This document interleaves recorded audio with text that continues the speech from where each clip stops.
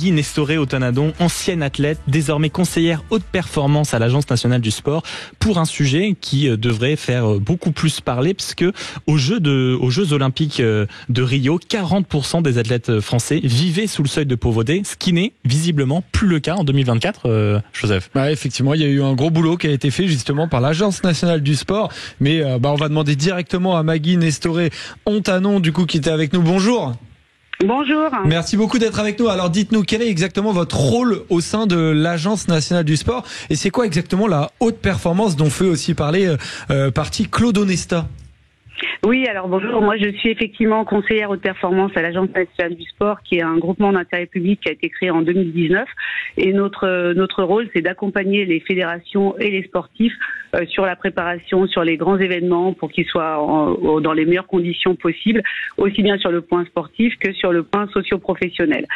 Donc on a effectivement travaillé en lien avec les fédérations sportives pour identifier les situations des sportifs qui sont aux Jeux olympiques et paralympiques de Paris et faire en sorte que leur situation socio-professionnelle soit la plus stabilisée possible et faire en sorte qu'il n'y ait aucun athlète de la délégation olympique et paralympique qui vive sous le seuil de pauvreté. Mais ça, c'était incroyable. 40% des athlètes français qui vivaient sous le seuil de pauvreté au JO de Rio. Ça veut dire quoi? Vous les accompagnez sur le plan professionnel? Est-ce que des fois, vous leur donnez carrément un budget pour qu'ils puissent mettre le pied à l'étrier? Vous leur faites rencontrer des gens? Concrètement, qu'est-ce que vous faites?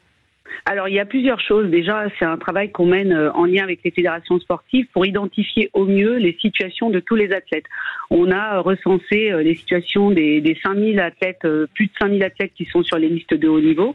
Et tous les athlètes de la délégation ont été passés vraiment leur situation de façon individuelle.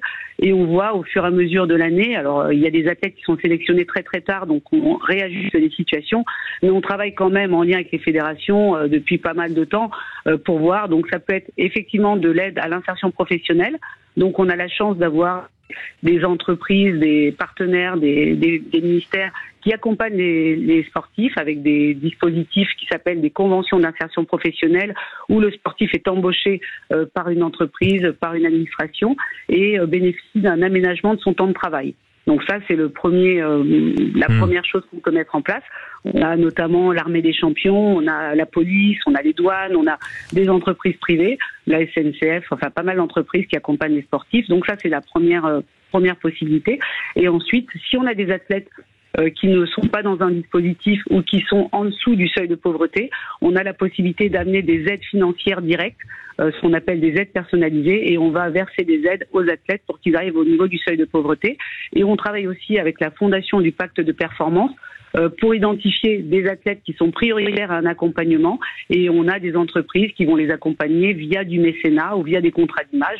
Et tout ça mis bout à bout fait qu'aujourd'hui, on peut dire qu'on n'a aucun athlète de la délégation olympique et paralympique qui vit sous le seuil de pauvreté. Ouais, effectivement, ça gagne combien environ, par exemple, un athlète? On se rend pas forcément compte. On voit, on est assez halluciné d'avoir vu ça juste avant les Jeux olympiques, pendant la préparation, notamment dans l'athlétisme. Vous êtes vous-même une ancienne athlète, vous avez été double championne de France, vous êtes spécialiste du sprint. Est-ce que vous aussi, à un moment, vous auriez bien aimé avoir la possibilité de créer une cagnotte? Certains ont dû faire des cagnottes. C'est hallucinant de voir ça avant les Jeux, et pourtant vous les accompagnez. Oui, alors après sur les cagnottes, il faut être quand même, faut avoir un regard assez objectif. Il faut regarder le niveau sportif des athlètes qui ont fait des cagnottes. Il y a beaucoup d'athlètes en athlétisme qui ont fait des cagnottes, mais qui n'avaient pas le niveau sportif pour prétendre à une qualification. Et d'ailleurs, on l'a vu moi j'ai recensé les cagnottes qui avaient été faites. Il y avait des athlètes qui étaient très très loin de la performance. Il y en avait combien environ des cagnottes si vous les avez recensées? Là, j'en avais recensé une trentaine, et j'avais fait on avait fait 3 catégories, donc des athlètes qui étaient assez loin de la performance, et sur ces athlètes-là, il y en avait une vingtaine. Il y en a que 2 au final qui se sont qualifiés pour les Jeux olympiques.